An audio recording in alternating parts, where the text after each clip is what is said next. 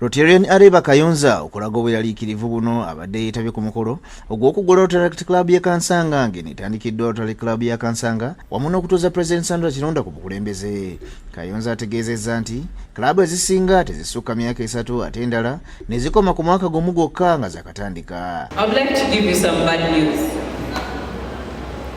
In November last year, we lost 7 Rotaract clubs. 5 of those were about 3 years old. Yeah, I can hear how quiet you are. 5 of those were about 3 years old. There are so many clubs that are not going past their 3rd charter. We are very excited at this charter celebration. We are pushing. Before you're chartered, we give you all these things you're supposed to do. You do them, it's like you're ticking a box. You're excited. But after the first year, you're looking for the charter members and you can't find them. Yennyamidde okuba nti disitulikiti ya Kenda 2014 yatandika ne club 18 ng'omwaka guno basigaza club 115 zokka ng'endala zaggalawo dda. Started the Rotary as 111.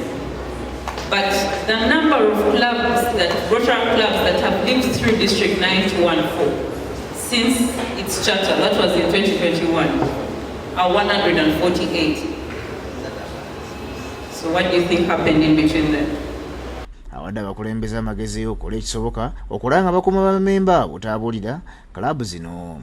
Ono era abasabye okusikiriza bamemba balala okubeegattako basobole okukola projekiti eziyamba abantu. Munnalotale Dr. Bildad Baguma owa Joint Medical Stores atongoza Kirunda kwa Munnalotaract ne bamemba abalala oluvannyuma n'amutuuza ku pulezidenti n'amukwasa obuyinza bw'obukulembeze oluvannyuma lw'okulayira nakkiriza okutwala obuvunaanyizibwa. As the charter president for the Rotaract Club,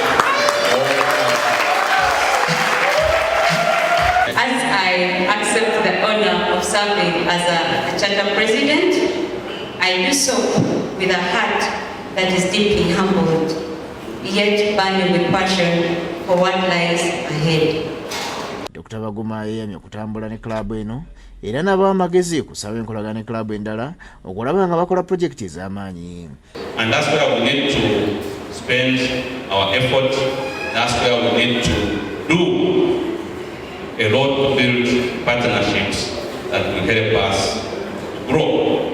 I'm glad that I saw a lot of projects that we have already been engaged in, and I want to wish you all the best as you think about service through those projects, because that for me is the single most important thing that will drive this club to the next level.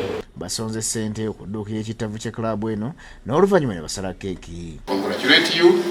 Ate gavumenti esabiddwa kwongera okuwagira amasomero agasiniya ag'enjawulo naddala mu bya tekinologiya ng'egala bikozesebwa mu masomo ga saayansi basobole okukuba bulungi bye basoma. Bino byogeddwa Michael Mpima avunaanyizibwa ku bikolebwa mu disitulikiti 2014 mu Rotary Club y'e Mengo be bawaddeko essomero lye bakuŋŋaanyiriza ebikozesebwa. Sekendo tulina amasomero kakaaga naye bw'otuuka amasomero agalina obusobozi okuba ne science laboratory n'ebyuma ne kemika ezikozesebwa nga kusoomooza kw'amaanyi nnyo, kale nno kwe kuvaayo ne projekiti eno. Ono agamba nti kituufu amasomero gajjumbidde okusomesa abayizi bya saayansi wabula ebikozesebwa tebimala. Abaana baagadde nnyo okukola sciences ate ndowooza kino kivudde nnyo mu nkola ya gavumenti eno ey'okusoosowaza nnyo bannassaayansi. Senior 5 gye nnina kati abasinga bonna balina science combinations. Nina ndowooza abaana nga 3 abali ku arts.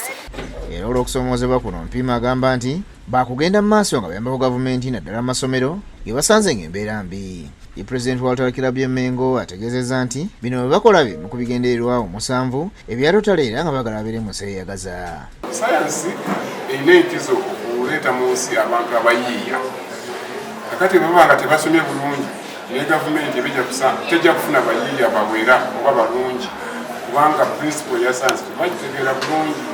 Kale no bwe tufuna abaana nga basomye sayansi ne bamukola bulungi tulina essuubi nti eggwanga lijja kufuna abantu abayiiya. Teseze ziri expensive za buseere nnyo so tubadde tufuna ze tusobola kati ze tulese abaana baffe ne tubagroupinga